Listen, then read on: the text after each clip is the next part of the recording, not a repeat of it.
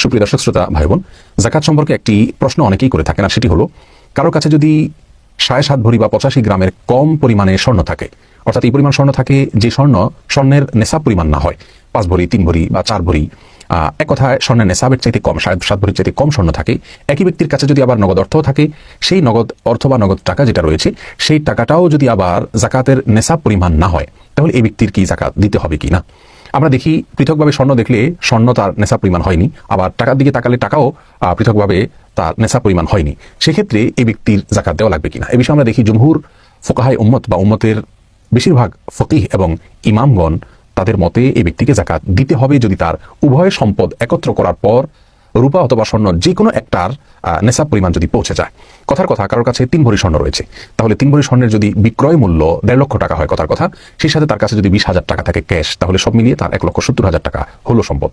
এক্ষেত্রে তাকে দেখতে হবে এই 1,70,000 টাকা দিয়ে তিনি অন্তত 52.5 তোলা রূপা কিনতে পারেন কিনা। স্বর্ণের যে নেশাব সেটা তো পূর্ণ হবেই না কোনোভাবে। যদি রূপার নেশাবও পূর্ণ হয় এই সম্পদ দিয়ে, এই টাকা দিয়ে, তাহলে সেক্ষেত্রে তাকে জাকাত দিতে হবে শতকরা 8% হারে। রূপার নেশাব যেহেতু পূর্ণ হয়েছে, অতএব তারপরে জাকাত আবশ্যক হয়েছে, অর্থাৎ স্বর্ণ অথবা রূপা যে কোনো একটা নেশাব পূর্ণ হলেই তাকে জাকাত দিতে হবে। যদি পৃথক শুধুমাত্র স্বর্ণ থাকতো, নগদ কোনো টাকা না থাকতো, তাহলে সেক্ষেত্রে 7.5 ভরির আগ পর্যন্ত তার জন্য জাকাত দেওয়া আবশ্যক হতো না। কিন্তু যখনই স্বর্ণের সাথে নগদ অর্থ যুক্ত হলো, তাহলে দুইটা মিলে, অর্থাৎ স্বর্ণের বিক্রয় মূল্য এবং নগদ অর্থ দুইটা মিলে যদি রূপার যে নেশাব সেটার পরিমাণও হয়, তারপরেও পরিপূর্ণটুকুর জাকাত দিতে হবে। আমাদের সমাজে বহু মানুষ রয়েছেন এভাবে দুইটাকে মেলালে দেখা যায় তার জাকাত আবশ্যক হয়ে যায়।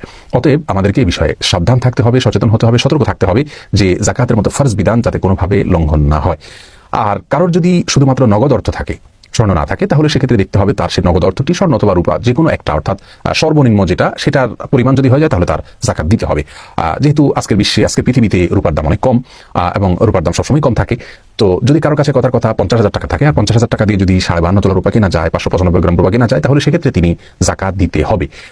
নগদ টাকা থাকলে সেটি আপনার স্বর্ণের নেশাব পরিমাণ হওয়া জরুরি নয়, সর্বনিম্ন অর্থাৎ রূপার নেশাব পরিমাণ হয়ে গেলে তাকে জাকাত দিতে হবে। তাহলে আমরা 3টি পেলাম। শুধু স্বর্ণ থাকলে 7.5 ভরির নিচে থাকলে, কম থাকলে তাকে জাকাত দিতে হবে না।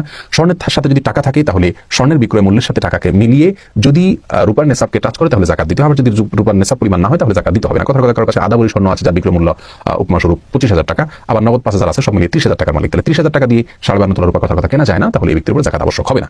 আর যদি 52.5 তোলা রূপা কেনার মতো সম্পদ হয় তার স্বর্ণ এবং নগদ টাকা মিলিয়ে, তাহলে পুরোটার জাকাত দিতে হবে শতকরা 2.5% হারে। আর নগদ টাকা এটা যদি রূপার নেশাব পরিমাণ হয়, তাহলে সেক্ষেত্রে তার জাকাত আবশ্যক হবে। এই হিসাব করলে আমাদের সমাজে কিন্তু বহু মানুষের উপরে জাকাত দেওয়া ফরজ হয়ে যায়, আবশ্যক হয়ে যায়। আল্লাহ সুবহানাহু ওয়া তাআলা তার এই মহান এবং গুরুত্বপূর্ণ বিধানকে অক্ষরে অক্ষরে কোরআন এবং সুন্নাহ মোতাবেক আমাদেরকে পালন করার তৌফিক দান করুন। জাযাকুমুল্লাহু খায়রা। আসসালামু আলাইকুম ওয়া রাহমাতুল্লাহি ওয়া বারাকাতুহু।